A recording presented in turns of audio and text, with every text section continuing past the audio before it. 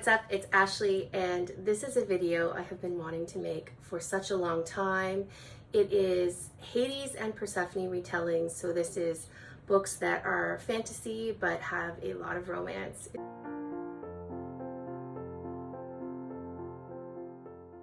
Before we dive into this topic, I want to say please take a moment to subscribe to my channel. If you could subscribe, it would mean so much to me. If you've already subscribed, thank you so much. I truly appreciate it. Let me break down for you why I wanted to make this video so much. First thing, I have a love of Greek mythology. One of my favorite books of all time is Circe by Madeline Miller. Another one of my favorite books of all time is ACOTAR, A Court of Mist and Fury by Sarah J. Maas. You might be saying to yourself that the ACOTAR series, book 2 is ACOTAR, has nothing to do with Greek mythology. But when I was watching a video about Hades and Persephone retellings by Sam, who's from Thoughts on Tomes, she was explaining how this is more of an indirect or inspired by retelling. And I thought to myself, Hades and Persephone retellings are where it's at for me. And I went on to binge a bunch of Hades and Persephone retellings. So I have 8 to talk to you about today. 4 of them are direct retellings, meaning the main character's name is Persephone, the other main character's name is Hades, and so there's a lot of components from the original myth in the stories. And then I also have indirect retellings, so it's more of an inspired by. There's other influences potentially, as well as Hades and Persephone in there. I'm going to explain to you why I think these books might be worth your time, what I saw in them that was interesting to me, and hopefully from this list of 8 books, you can find 1 or more books that are Hades and Persephone inspired that would be an amazing addition to your TBR. Okay, my first direct retelling is Neon Gods by Katie Roberts. If you know Katie Roberts at all, she is fairly well known for her retellings of Disney villains, and the books she writes are ghost pepper spicy, like lots of chilies, lots of spice. This particular retelling is obviously about Hades and Persephone. It is a direct retelling. Our main character is Persephone, but this is a more modern take than some of the other direct retellings I'm going to mention, in that we have lots of modern technology. In fact, Olympus is an ultra-modern city, and the gods are just positions. So the same way we have, a mayor, a deputy mayor, this is kind of what the gods are like. So Zeus is actually just a title, and there could be more than one person over time who's had the title of Zeus. Persephone's mother holds the title of Demeter, and Demeter is responsible that role for feeding the city and securing the city's food supply. Persephone is Demeter's daughter. She goes to a lot of parties. She's photographed with a lot of rich and famous people, and she is ambushed when her mother basically tells her, you're going to marry Zeus. Her mother is all about power politics. She just wants to have more and more power, and so Persephone's like, hell no, I don't want to marry Zeus. Zeus is terrible. I'm going to run away. And she ends up running away across the river Styx, where she meets Hades, who she previously thought was a myth. Again, the gods, they are not a person. They are more of like a title or role, and you assume that identity when you have that role. So it goes from there. I really like that there was a modern and interesting take on using Greek mythology to tell a story. If you're into a particular kink, I'll put it up here right now, what that kink is, then you're definitely going to want to check out this story. The thing that was missing for me was I wanted a little bit more by way of the writing and the writing style. It wasn't my favorite type of writing style. And the plot, I wanted a little bit more plot in there. But Neon Gods was on the Goodreads Best Romances of 2021 list. So this book is definitely more of a popular one. And like I said, if you want ghost pepper spicy, if you want to see a modern take on a directly inspired Greek myth retelling, then this is the book for you. Question for you: what do you think about graphic novels or webtoons? Because would say I'm not someone who really likes to read graphic novels or webtoons, webcomics, manga, all of that stuff. But the exception is Lore Olympus, which is my next direct retelling that I want to tell you about. Lore Olympus, it is God status, chef's kiss, whatever you use in terms of a label for those books that you truly, truly love. That is how I feel about Lore Olympus. Art is so colorful and appealing to me. It's not the traditional manga style, and I'm sorry, I don't know a lot about anime and manga. Lore Olympus just pulled me in with its visuals, and then the story was something that I absolutely adored. It is set in Olympus, where we have modern technology, but also set in ancient Greece, which is the mortal world. And as the myth traditionally is told, Persephone is shielded from all of the Greek god pantheon by living exclusively in the mortal world with her mother, but she wants to be more independent and ends up going to school on Olympus with her mother's permission and going to meet a bunch of different god figures when she's in Olympus, including Hades. Hades is that classic misunderstood, actually a really great guy. The mutual pining between Hades and Persephone is amazing.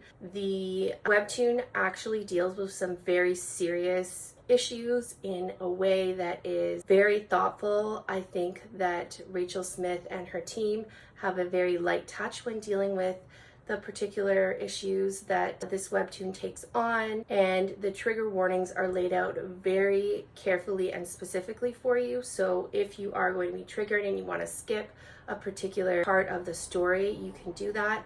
I know that Lore Olympus is available in print version. I just, read it for free on my phone, and that was the thing that I really liked about this story. There's not a lot of stories that are available for free these days that are high quality, chef's kiss, amazing. Lore Olympus made me laugh out loud. It made me feel emotional and sad. It made me feel butterflies, giddily happy. If you want to go through this emotional roller coaster as well, then you want to pick up Lore Olympus. It is optioned, and I think in the process of being made into a Netflix show or film, I can't remember which one. It is a story that's to be continued, so I'm sorry if you're looking for something that's gonna totally conclude for you, this is not it. But like I said, I absolutely loved it, and I really think it is worth your time. So the next direct retelling is one that I actually mentioned in a previous video, which was my fantasy romance books that TikTok made me read. And I was very critical of this book in that video. I know, I was very critical of it. Listen, the book is called A Touch of Darkness by Scarlett St. Clair, and Scarlett St. Clair's writing and I, we just do not connect. I know for a lot of people, she is a great guilty pleasure. I tried to read A King of Battle and Blood by her, which is Tristan and Isolde retelling, and it didn't work for me. So it is set in New Athens, which has a modern technology, very similar to the Neon Gods, city of Olympus that I just mentioned. And Persephone is there. She is disguised as a journalist. She wants to have freedom. She's chafing up against her mother, Demeter, who's really always trying to control her and keep her away from other people. She goes to a gambling den, which is run by Hades. They play a game together and she loses, so she has to promise to grow something in the underworld, otherwise she loses her freedom. Not my favorite twist on the story. I did like that all of the gods have like horns or antlers or something. That was very cool. It is incredibly spicy and steamy, so if that is what you're looking for, then this is one you should pick up. I'll put it up on the screen how many books there are out now in this particular series that follows Hades and Persephone and their journey together. Like I said, the writing and it wasn't for me. I wanted more plot. There was a lot of insta love, and I think I prefer there to be actual reasons why they love each other beyond just we're fated to be together. And Lore Olympus gives me these actual reasons. Even to a certain extent, Neon Gods gives you a few reasons, but I really didn't get those reasons in A Touch of Darkness. Okay, the last direct retelling I want to tell you about is Tempting Hades by Emma Hamm. And this book is perfect for anyone who is interested in the Hades and Persephone myths, but doesn't know anything about them. I knew a lot already, and I had read a lot of retellings already before I read this book, and so sometimes I found that I was a little bit bored because I already sort of knew about some of the reveals and the twists and the personalities, but that doesn't mean you can't enjoy it. If you want to get inside Hades' head and Persephone's head and have a retelling that is super authentic to the original myths, then this retelling is for you. I feel guilty that I skim read it, and I almost feel like I need to go back and just confirm that it is in fact something that I'm like, oh, I already know that, because maybe I think I was just reading so many Hades and Persephone retellings that I started to feel overloaded by stories being inspired directly by this myth. So that is Tempting Hades by Emma Hamm. I haven't read anything else by Emma Hamm, but I've seen reviews of her other books, and she seems like a very promising author, one that I want to check out. All right, we are trekking along here, and we are now in our indirect retelling. So this is loosely inspired by books that may have a combination of different influences in them, including Hades and Persephone. It's not the only inspiration, but it's definitely there, and mentioned at the beginning of this video in the introduction that ACOMAF, A Court of Mist and Fury, is dear to my heart. I know people say they have problems with Sarah J. Maas. I like her work. I loved this book. If you have not read any of ACOTAR, then what I would say is you need to pick up at least A Court of Thorns and Roses and A Court of Mist and Fury, which is the second book. I don't want to describe the whole thing to you because I didn't know anything about ACOTAR or ACOMAF before I picked up these books, and I think that is the best way to go into them. Now, if you'd have to live under a rock at this point and not be on like Book Talk, Bookstagram, or BookTube to have heard nothing about it, so chances are you've heard something. But let me just say that if you have heard a lot of negative reviews about this series, I want to say that I am not on the side of those negative reviews, and I think that you should pick these books up and give them a chance. Are they perfect? No. But they were my kind of gateway into the fantasy romance world, which is one of my favorite genres, and I think that I have very, very high hopes for the adaptation that's coming soon.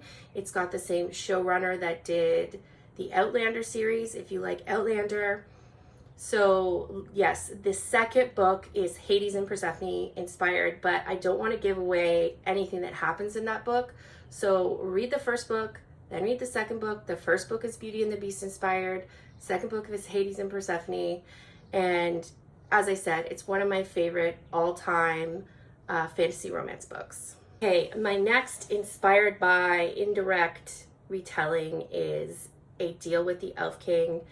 This one is okay. It's not a favorite 10 out of 10 would recommend, but I think it has a lot to offer, and maybe it could be a favorite of yours. It is by Elise Kova, and it follows Luella, who is born into a place that's on the border with the magical world. The magical world is called Midscape, and from Midscape, every 100 years, the Elf King comes and chooses a wife from the population that is making up this town on the border. And the king chooses Luella. I got a lot of A Court of Thorns and Roses vibes from this book, especially the beginning, and a little bit of ACOMAF vibes as well, so that was one of the reasons I picked it up. Personally, I wanted this book to be spicier. The author says it's right on the edge between young adult and new adult. I'm gonna have to disagree and say I feel like it's leaning more to young adult, so it's like older young adult in my opinion. There's nature magic, death magic, magical throne, and a number of other books are going to be published in the same world, but each book is a standalone. The cover art is some of my favorite cover art that I have seen on books recently. That is A Deal with the Elf King by Elise Kova. My next direct retelling is another one of my favorite books. I think it was one of my favorite books of either 2020 or 2021, and that is Rhapsodic by Laura Thalassa. This book follows Callie, who is a human slash siren, and she has a very traumatic event when she is young, and she calls on the bargainer, who, like his name suggests, makes bargains, and he helps her out because she makes a bargain with him, and she loves spending time with him. So over time she keeps making bargains and bargains and bargains so she can spend time with him more and more and more. And the bargains are symbolized by beads winding all the way up her arm because she's made so many bargains. One day he disappears. Now we are at the beginning of our story when he reappears suddenly, no explanation for why he was gone, and he's here to collect on his bargains. I loved this book. I read it in like a day. It is really focused on the world as we know it, this first book, but the next book takes place in our bargainer's world, and it is spicy, it is romantic, it is written by an indie author, so it's indie published if that's something you really enjoy. And like ACOTAR, it is one of my all-time favorite fantasy romance books. My last book is Kingdom of the Cursed by Carrie Maniscalco, and this is book 2. The first book is Kingdom of the Wicked. The third book, which is the final book in the trilogy, is coming out soon, and that is Kingdom of the Feared. And this middle book, very similar to ACOTAR, the middle book is very Hades and Persephone inspired. The first book is very focused on a murder mystery, follows Amelia, and Amelia's twin is murdered, and she sees Victoria, her twin's dead body, and there's a man standing above it, and so she vows to take revenge on this man. She is a witch, but she doesn't really practice any of her witchcraft because witches are persecuted, and now that she has this mission of avenging her sister's killer, she is going to be dabbling more into witchcraft. And while she's doing this dabbling, she ends up summoning a prince of hell, and it's none other than the same man who is standing over her sister's dead body. The story goes from there. I put this book series in my video of books for readers of Sarah J. Maas because I get so much of the ACOTAR series vibes from these first 2 books. I really enjoyed them. I think the second book was pretty good. The first book, Kingdom of the Wicked, that was one of my favorite books the year that I read it. So it's kind of the reverse of ACOTAR, where A Court of Thorns and Roses is the first book, and I was like, yeah, that's pretty good. Then ACOMAF, A Court of Mist and Fury, and I was like, okay, favorite book of all time. It's the reverse for this series. So the first book, Kingdom of the Wicked, that was like favorite book of all time. And then Kingdom of the Cursed, I was like, okay, still good, but maybe like knock it down half a star. Anyway, I do recommend this series. I know that I am really looking forward to when Kingdom of the Feared comes out. Question for you: will you be reading any of this series? Have you read it? And would you be interested in a video about these books, or at least about the last book when the trilogy concludes? Okay, so that is my 4 direct and 4 indirect Hades and Persephone retellings that I have broken down for you. Let me know in the comments down below if there's one that you've read that you think I should check out, because I am always game to check out more Hades and Persephone retellings. Before I sign off, I just want to say, if you could please take a moment to click that red subscribe button and subscribe to my channel, I would truly appreciate it. In the meantime, this is Ashley saying goodbye and happy reading. I hope you have a great day. I will see you in the next video. Bye.